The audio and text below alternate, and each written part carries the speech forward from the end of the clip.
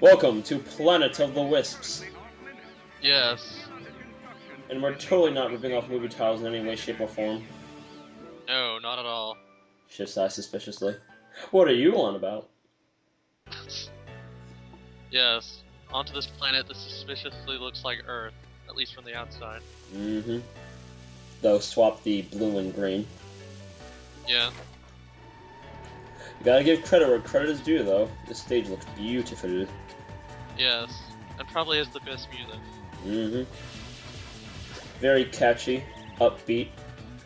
Just such a hearty flutter of our poetic, descriptive terms that somehow work in tea reviews, but not this. Yes. So, what do you think of the Generations version of this stage? It's a pretty good adaptation. Mostly faithful, though the rocket there doesn't work nearly as good as this one. Yeah. Most people don't like it. I think it's pretty good. I think their main gripe is that Colors is too recent a Sonic game for them to have them adapt into a game that's supposed to be celebrating his past.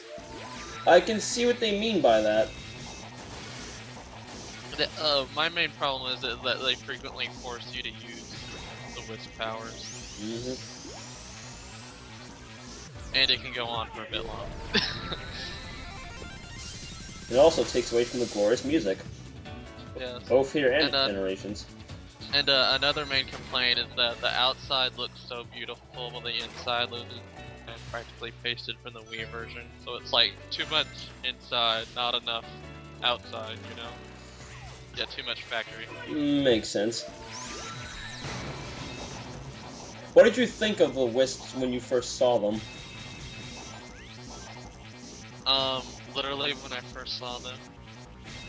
Well, what? Like when, yeah, like the on whole the teaser concept. trailer when they didn't even mention gameplay and stuff. I'm like, what is this? I don't even. I think that was all of our Is this initial. a party game or something? Yeah.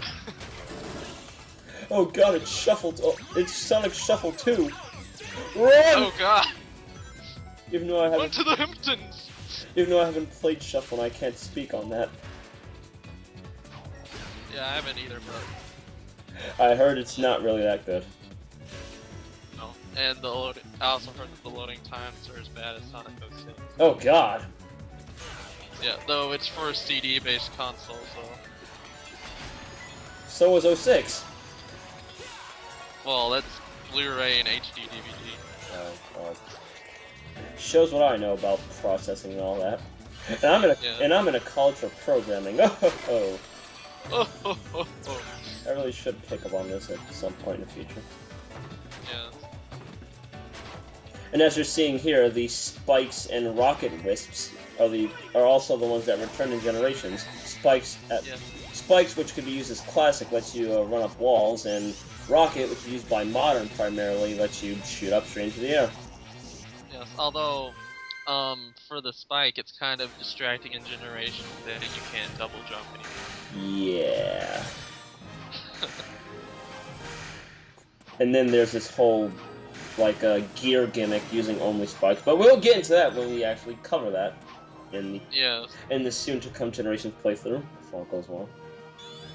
Yes.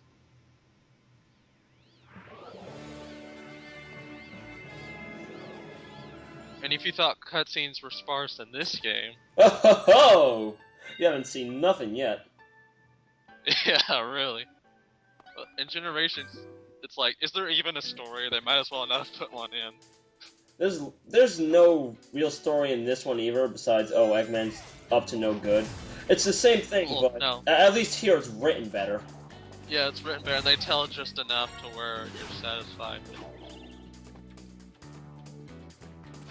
And actually, Sonic Unleashed, even though it's pretty story-heavy, it's not so much the story itself as good as it is the way it's told.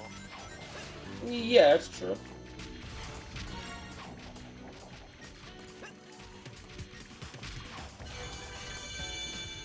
As you can see here, some of the from this point on, the stages will be a lot more platform-heavy instead of just speed-based.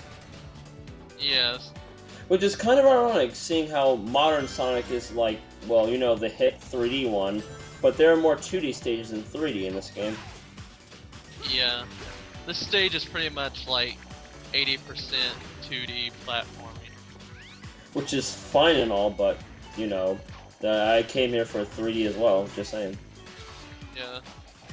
Well, Generations fixed that, though.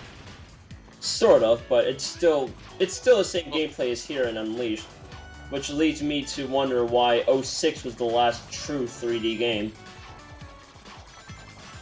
Well, they finally found something that worked and stuck to it. Yeah, this is true. Don't experiment too much, I suppose. Yeah. But I can only wonder what other characters like, say, Tails, Knuckles, Shadow, and Amy would play like using 3D, 2D transitions. Yeah, but I doubt we're gonna get to see that anytime soon. If at all. Yeah, because they're like, okay, let's just focus on Sonic and try to make a good game out of that. Which, you know, is a good idea in concept, but I don't mind the other characters being playable as long as they're, like, take a main part in the story, or if they're optional. Okay, I know you just watched a Clement video today. He said it best, like, it's not so much that we don't want to play as the other characters, it's just that we want them to be more Sonic-like. Yeah, that's probably the best explanation I can give. Yeah.